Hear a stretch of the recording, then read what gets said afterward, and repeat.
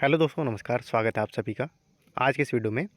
तो दोस्तों, बात कर रहे हैं हम लोग एसएससी सीजीएल 2024 मेंस एग्जामिनेशन के आंसर की और स्कोर कार्ड की। जैसा कि आप सभी को पता होगा कि एसएससी सीजीएल 2024 का फाइनल रिजल्ट आउट होने के बाद काफ़ी हल्ला दंगा मचा हुआ है उनके नॉर्मलाइजेशन और हाई कट ऑफ को लेकर के। एक्चुअल में मैटर आप सभी को पता ही होगा पूरे तरीके से कि पहले आपको आंसर की देना चाहिए, स्कोर कार्ड देना चाहिए, उसके बाद आपको जो है फाइनल रिजल्ट देना चाहिए। ये जेन्युइन प्रोसेस मुझे लगता है। लेकिन यहाँ पे क्या है, पहले रिजल्ट दे देते हैं, फिर उसके बाद जो है आपका पहले पोस्ट प्रेफरेंस, फिर इसके बाद आपका रिजल्ट, जबकि आपको कुछ पता नहीं कि आपके नंबर कितने बनने हैं। उसके बाद आपको फाइनल आंसर की देंगे, उसके बाद आपको जाके स्कोर कार्ड देंगे। ये तो एसएससी का नौटंकी चल रहा है। आज जैसा कि काफ़ी शोर शराबा होने के बाद, ट्रेंडिंग में हम लोग का ट्वीट होने के बाद, एसएससी ने जो है अपना फाइनल सीजीएल 2024 का स्कोर कार्ड और इस आंसर की जारी किया है। भाई साहब, 2 दिन में पेपर हुआ है, यानी कि 135 270 क्वेश्चन।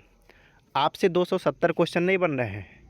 अगर आपसे 270 क्वेश्चन नहीं बन रहे हैं तो आप जो इतने आला अधिकारी लेके बैठे हुए हैं, आपके इतने बड़े बड़े हाई फाई टीम बैठी हुई है जो पेपर को सेट करती है, क्वेश्चन बनाती है, प्रूफ रीडिंग नहीं कर पाती है, तो आप छोड़ दीजिए, मत बनाइए ना पेपर। आप किसी टीचर को हायर कर लीजिए जिसको अननोन तरीके से रख लीजिए।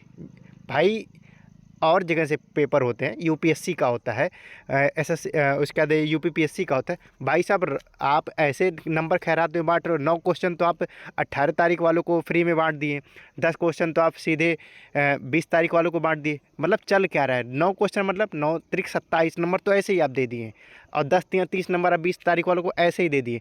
मतलब अगर क्या ही बताएं। उसके बाद नॉर्मलाइजेशन में आप नंगा नाच बताए हुए हैं। ठीक है, एक कैंडिडेट ने अपना स्कोर कार्ड भेजा है। हालांकि मेरा स्कोर कार्ड अभी ओपन नहीं हो रहा है, आप सभी गलत मत समझ। जैसे ही ओपन हो जाएगा मैं आपको शेयर कर दूंगा। ठीक है, ये एक कैंडिडेट है, इन्होंने अपना स्कोर कार्ड मुझे शेयर किया। ठीक है, आप सभी देख पा रहे होंगे, इनके मैथमेटिकल एबिलिटी में 50 है। बहुत अच्छा स्कोर नहीं है, बट मैं जो चीज़ दिखाना चाह रहा हूँ वो आप चीज़ देखिएगा। मैथमेटिकल एप्टीट्यूड में इनके 50 नंबर हैं, रीजनिंग एप्टीट्यूड में 86 है, रीजनिंग इनकी अच्छी रही। ठीक है, उसके बाद जो सेक्शन 1 में रॉ स्कोर 136 बनता है, और इनका जो सेक्शन 1 का नॉर्मलाइज स्कोर बन रहा है वो बन रहा है 156 है यहाँ पे, यानी कि 20 नंबर इनके इंक्रीज हो गए हैं। ठीक है, 20 नंबर सेक्शन 1 में इंक्रीज हुए हैं। उसके बाद इंग्लिश लैंग्वेज में आप देख पा रहे होंगे 91, और जनरल अवेयर्स में 21। यहाँ पे इनके जो है रॉ मार्क्स 112 हो रहा है, यानी कि 112 हो रहा है सेक्शन 2 में। और इनका नॉर्मलाइज स्कोर हुआ था, जो दूसरा इनको स्क्रीनशॉट भेजा था, उसमें 122 दिखा रहा था। यानी कि कुल मिला के 20 नंबर इसमें और 10 नंबर 30 नंबर इनके इंक्रीज हुए हैं। भाई साहब, प्री में इतने नंबर नहीं बढ़े थे, और इनके कंप्यूटर में आप देख पा रहे होंगे कि 33 थे और नॉर्मलाइज होकर ये 38 हो गए हैं।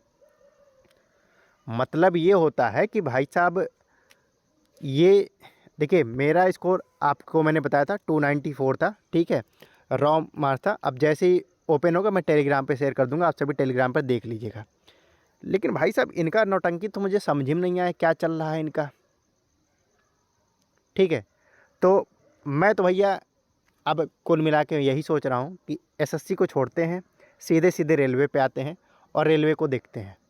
चूँकि रेलवे को मैंने एक चीज़ देखा है कि अभी जो उनके प्रोसेस चल रहे हैं, जो भी इनके एग्जाम में CVN 1 2 3 इस तरह करके सारे एग्जामिनेशन, जैसे ALP technician, JE, RPF SI, RPF constable, इन्होंने जो भी पेपर कराए हैं, ये नॉर्मलाइजेशन प्रोसेस को बहुत ही कम यूज़ करना चाह रहे हैं, है ना। इतने संख्या में बच्चे होने के बाद भी 1 दिन में 2 दिन में पेपर कंप्लीट करा ले रहे हैं। इनके अगर इतने अगर कैंडिडेट हो जाते हैं तो ये 10 शिफ्ट तो खींचेंगे, आराम से ले जाते हैं। मतलब एक तरह से कहा जाए तो ये अपने बंदे रखे हुए, सेट किए हुए हैं कि भैया आप दे दो मुझे पैसा, इतना हम कर लेंगे। ये देखो, ओपन बात है, कोई भी अगर अगर नहीं जाना तो जान ले। नॉर्मलाइजेशन एक ऐसा प्रक्रिया है कि आप किसी भी कैंडिडेट्स को अंदर कर सकते हो, किसी भी कैंडिडेट्स को बाहर कर सकते हो, इसमें कोई आपसे कुछ पूछने वाला नहीं है। भाई साहब, मैं इतना समझता हूँ कि आप किस बेसिस पर नॉर्मलाइजेशन कर रहे हो। नॉर्मलाइजेशन अगर भाई हम तो इतना समझते हैं कि एक्यूरेसी पे अगर कर रहे हो तो उसका भी सेम, मैंने काफ़ी सारे कैंडिडेट्स के ऐसे देखे हैं स्कोर कि उनके मतलब आंसर के में सेम स्कोर थे। उसके बाद जो है उनके जो गलत क्वेश्चन हुए थे वो भी सेम हुए थे, ठीक है, एक ही दो, फिर भी एक का सिलेक्शन होता है, एक का सिलेक्शन नहीं होता है। ऐसा मतलब कौन सा नौटंकी चल रहा है। तो भाई साहब ये सब चीज़ें थी जो कि आपने देख लिया है। तो 18 तारीख वाले को 9 क्वेश्चन पे बोनस मार्क दिया गया है और 20 तारीख वालों को 10 क्वेश्चन पे बोनस मार्क दिया गया है और इस तरह की चीज़ें चल रही हैं। तो देखते हैं आगे क्या होता है। अब इनकी महिमा यही जाने। बाकी एसएससी वालों मैं तो यही कहूँगा, पेपर बनाने का अगर ढंग नहीं है तो सीधे हाथ खड़ा कर दो, मैं पेपर नहीं बना सकता। इस तरह का नौटंकी मत करो। मुख्य परीक्षा में आप 9-9 क्वेश्चन 10-10 क्वेश्चन आप गलत कर रहे हो। मतलब 270 क्वेश्चन में सीधे सीधे 19 क्वेश्चन आप गलत ही करती हो, ठीक है। तो मेरा जैसे खुलता है मैं आपको शेयर कर दूंगा टेलीग्राम पे। टेलीग्राम का लिंक इस वीडियो के डिस्क्रिप्शन बॉक्स में दे रखा हूँ। Thank you, bye bye.